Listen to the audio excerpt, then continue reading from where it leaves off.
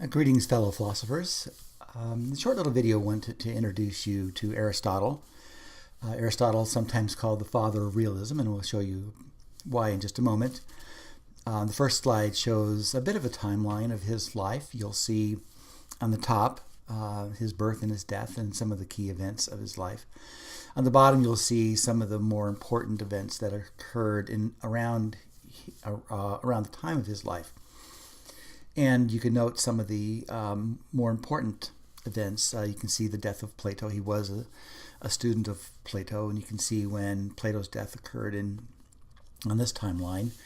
You can see also that he was a tutor for Alexander the Great, and you can see some of the events in Alexander's life, and also when he wrote the piece that we're going to be looking at today. Real briefly, just to remind you of where we've been, we read Meno and wrestled with the idea about whether or not virtue can be taught. Remember the conclusion that Socrates came to in Meno, that it couldn't be taught, that it was pretty much like a gift from the gods. God would reach down and touch somebody with a special giftedness where they would be able then to be wise and effective rulers of society. Remember, we talked about Plato's Republic, and important part from that is this idea of the way that human personality is divided up into parts, and we can talk about the ways that individuals seem to operate in a rational part, a spirited part, and an appetitive part. And we begin to see developed an important concept here about the importance of rationality, being able to be ruled by reason. And there's a part in us that needs to be listened to. And that was the feature of the last part of the Republic, is that this part of us needs to be in control. Remember, Plato didn't say that he was opposed to the appetitive part. Our wants are encouraged. It's just they need to be put under control by the rational.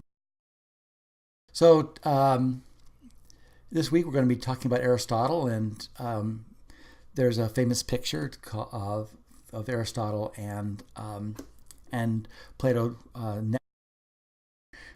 This is a small part of that painting, and you can see Aristotle and Plato. You can probably guess which is which. Obviously, Plato was older, but also you can tell by the way that he's holding his finger up in the air, pointing to what is for him reality, which is the world above, the world of forms, the world of ideas. Whereas for Aristotle, he holds his hand out, and he's much more involved in observing the real world around him, and that's where he finds not only reality, but he also finds the signals for what is real in observing.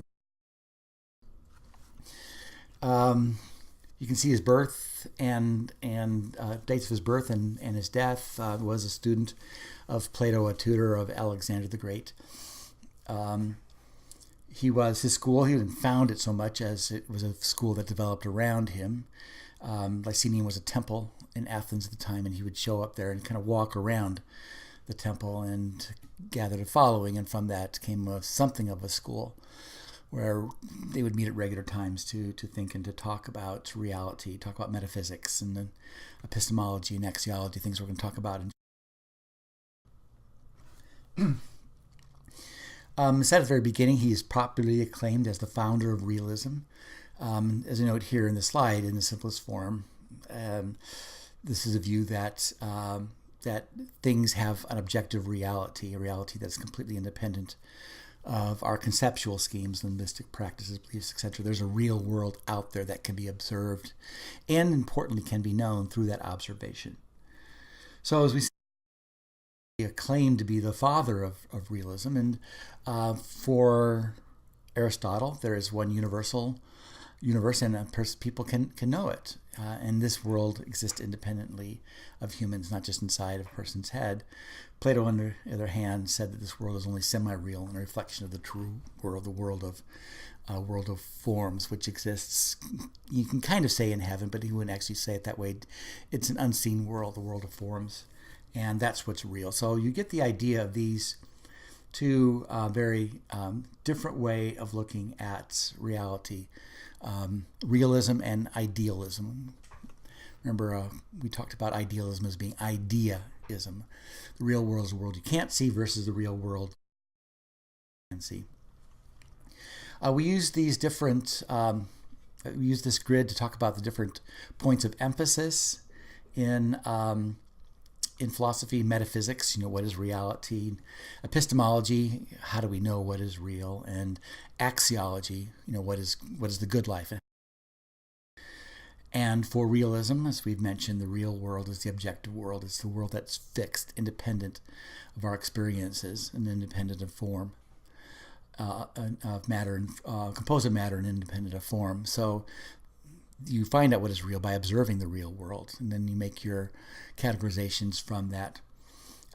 So along with that, epistemology, how do you know what is real? Remember, idealism is you know what is real by thinking about it and having these conversations and these dialogues where you work through things. Whereas for Aristotle, you found out what is real by observing the real world and then make abstractions from that. And for both Aristotle and Plato, axiology, what is real, what are values, what is the way in which you should live, are both absolute and eternal. What is different is that for Aristotle, that you can observe in practice what is functional, kind of like a pragmatism, like what is actually out there in front of you, and you can observe as right behavior. So where do we place these thinkers on a scale of things? Well, we began to make this chart last week, and we'll continue with it. We put Aristotle on the right, where it is realism. We call it a monism because there's no real separation between the world that we think in our head and the world around us, and we develop those concepts from the real world around us. Whereas for Plato, there's a dualism. There's a mind that exists separately and knows differently than the world around us. For epistemology, again, this is the real difference between the two. Aristotle is objectivist. You look at the world around. That's why he's called the father of modern science, because we learn things by observing and categorizing, and then and groups and comparing those groups. And one of the big differences is not so much in what is good as in how you become good. And for Plato, remember, we were wondering how you become good and how you become a person that is good. Well, for Aristotle, he's very clear that virtue is obtained by practice, and you practice from a very early age to become good. And we'll see that very clearly in his writing, that the goodness comes from acquiring habits at a very early age, and then them. So that's just a very brief introduction to this reading, and also contextualizing it with what we've read before. And with that, go ahead to the introduction. You'll see a few more videos that will set the context for your reading, and then you'll read the Nicomachean Ethics and come back afterwards, and I have a brief little video on that and some of the highlights that we'll need to keep in mind as we move on past Aristotle.